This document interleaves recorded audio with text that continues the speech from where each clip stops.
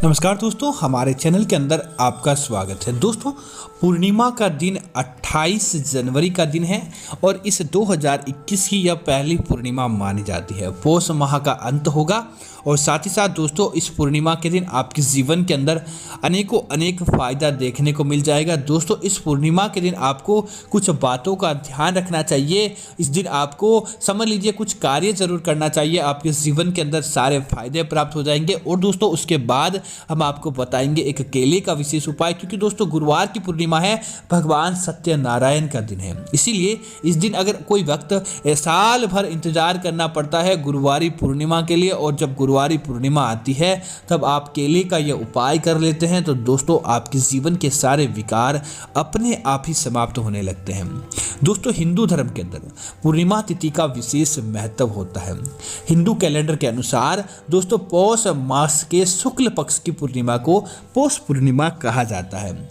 इस साल पौष पूर्णिमा 28 जनवरी 2021 और वार गुरुवार का दिन है। पूर्णिमा के दिन शास्त्रों के अंदर दान करने का और साथ ही विशेष महत्व होता है और यह तिथि चंद्रमा की प्रिय होती है। इस दिन चंद्रमा अपने पूर्ण आकार के अंदर होता है। इस दिन नदी स्नान का विशेष महत्व माना जाता है।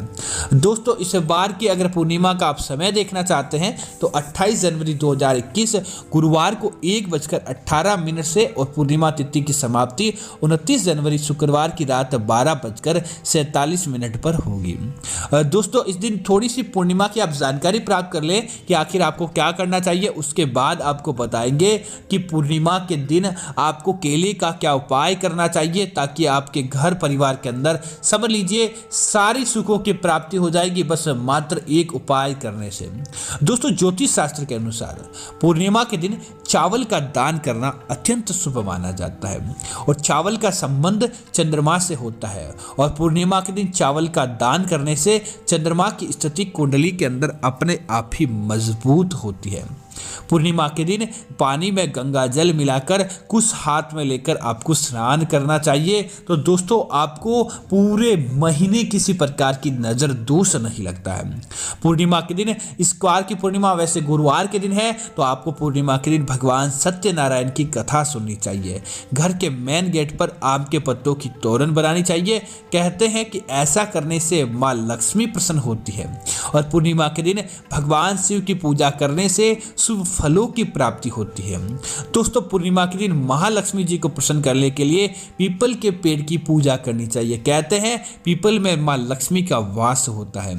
और दोस्तों बात करते हैं आपको अब इस विशेष उपाय की कि केले का ऐसा कौन सा उपाय है जो इस पूर्णिमा और गुरुवारी पूर्णिमा के दिन आपका घर भर देगा, आपके जीवन के अंदर खुशियों की झोली भर देता है। तो दोस्तों बात करते हैं इस केले के विशेष उपाय के बारे में जो आपको इस बार की पूर्णिमा के दिन करके इसका फायदा अपने जीवन के अंदर देखना चाहिए।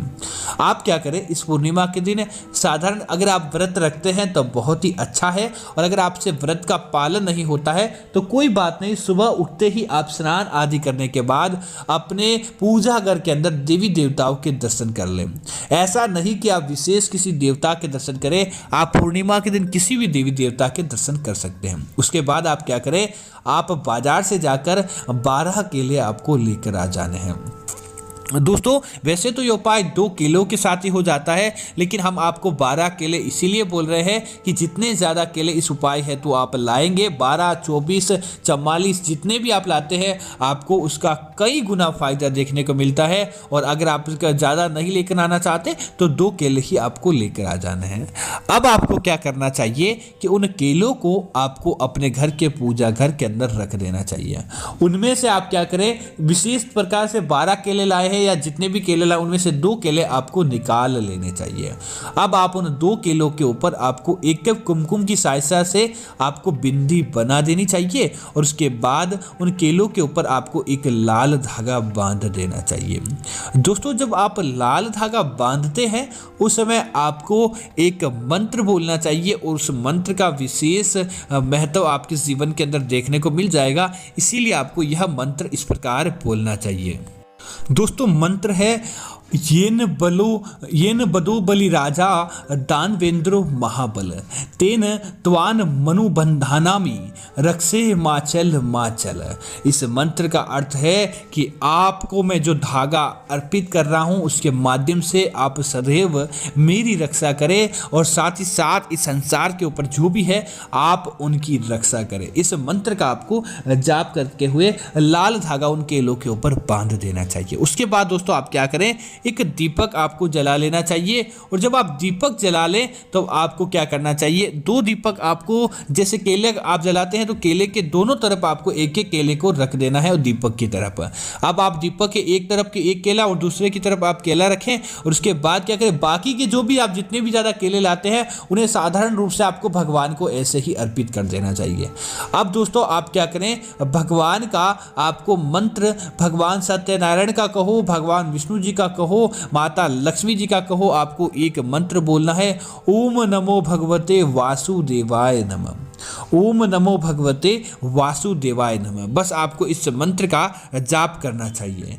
आप इस मंत्र का जाप कर लें, उसके बाद आप क्या करें, भगवान से अपने निमित्त जो भी आप मनोकामना मांगना चाहते हैं, आप किसी प्रकार का विशेष उपाय चाहते हैं तो वह आपको मांग लेना चाहिए। दोस्तों इस बात का आपको जरूर ध्यान रखना चाहिए कि जब भी आप उपाय के लिए मांगे भगवान से, तब आपको भूल कर भी किसी अन्य व्यक्ति के नुकसान की बात या अन्य किसी व्यक्ति को घाटा पहुंचाने की या अन्य किसी व्यक्ति के लिए खतरे की बात आपको नहीं करनी चाहिए।